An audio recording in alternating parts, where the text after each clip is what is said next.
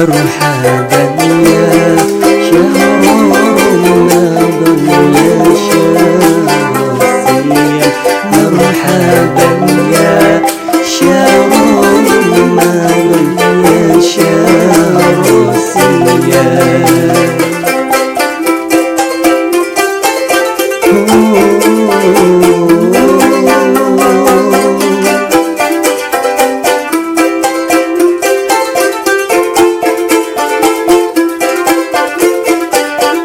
Selamat datang Ramadan, bulan penuh ampunan. Selamat datang Ramadan,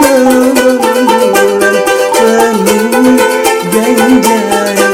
Mari kita menyambut dengan hati gembira. Mari kita menyambut dengan hati bahagia.